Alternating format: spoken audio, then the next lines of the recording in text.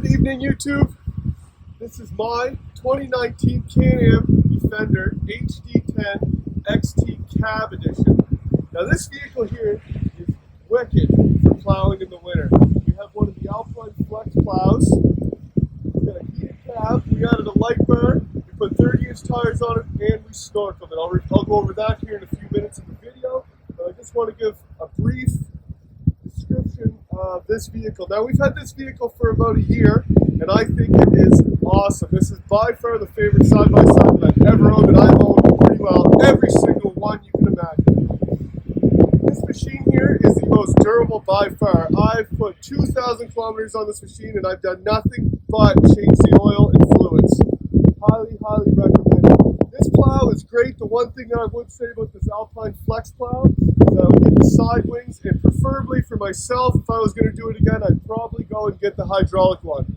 Now that being said, I'm likely going to buy another one here in the next few months, knowing what I know now. I did a lot of research on this vehicle before I bought it. I kind of wanted something comfortable that I could take the family out in, and yeah, this met all the needs by far.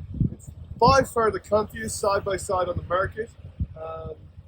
With the heat in the cab, you can't go wrong. It is exceptional in every single aspect. I'm a huge fan, and the next machine I buy will definitely be a Canam because that's usually all I buy, but the next one I'll buy will probably be the same thing, just a 4-seater version so I can fit the family and the friends all at one time. So what I'm going to do is I'm going to go over a couple things with this machine, and we're going to tell you why we love it so much.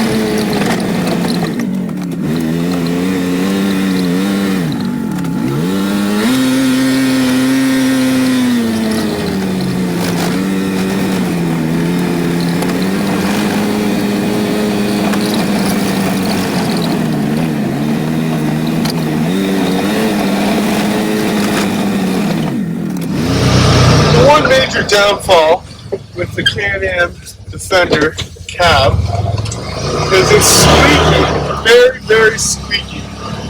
So as you're driving, you can hear it squeaking and rattling, and it's kind of annoying after a while as you can hear it, and it makes it lots of squeaks and rattles. That is the only downfall with the cab I can find. The seals are good, doesn't really let wind in or air in or anything. It seems to, depending on how much water you get in, which we've had this thing in some pretty good holes, it seems to hold the water up very well as well. But the squeaky of the cab and how tight the cab fits, it seems that that would be the big downfall with the Defender. Other than that, it seems to be great. The cab seems to be great. It's nice and warm. The heat's on. We can crank the heat on. The one thing that I would prefer it had is it has a bunch of vents on the front pointing at you and your feet, but it doesn't have any. It only has 2 little vents pointing at the window, as you can tell. It's got, the vents are great for keeping you warm, but the vents in the front window are terrible because what happens is it gets steamed up in here, and there's only this little vent here, and 1 and 2 on the other sides that keep this big huge windshield and these big huge windows from fogging up. When they get fogged up, you're pretty well screwed. You got to pull over and you got to air the mode, and if you start playing around and you're going through water holes and it's cold and the steam steams them up, then you're screwed. So I would say that that's a big downfall. They need to work on that. That's probably the one thing that I don't like the most. Other than that, the machine works great. When you have employees that don't listen, like I do, and they leave vehicles everywhere, this vehicles, this machine's great. It gets into spots that normally you can't get into.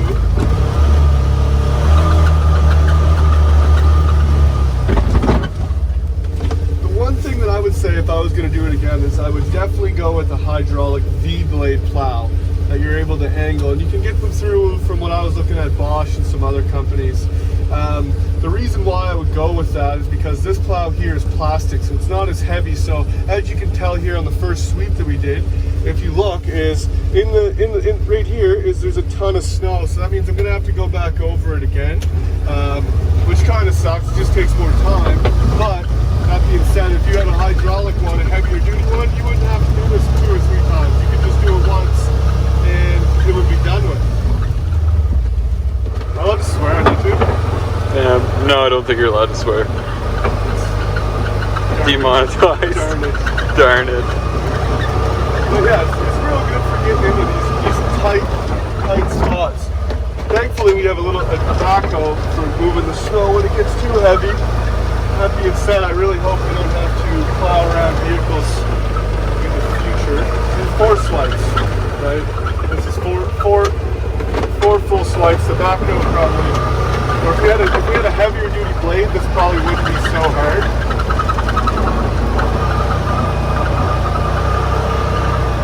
YouTube JG Car Wash, right here. YouTube JG Car Wash. 2020 is coming in hot, Jeremy.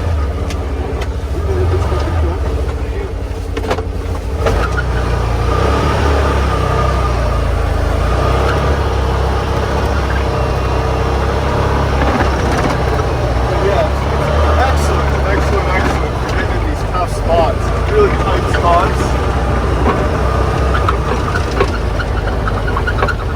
When you get as good as I am, you can.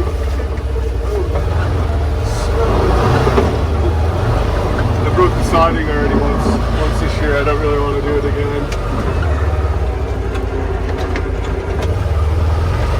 Broke the siding already once. Probably should do it again. I'd say that this is probably, if I had a hydraulic plow this thing, I would never have bought a tractor. Would never have ever needed to buy a tractor. You just don't, there's not really any need for it if you have the right plow.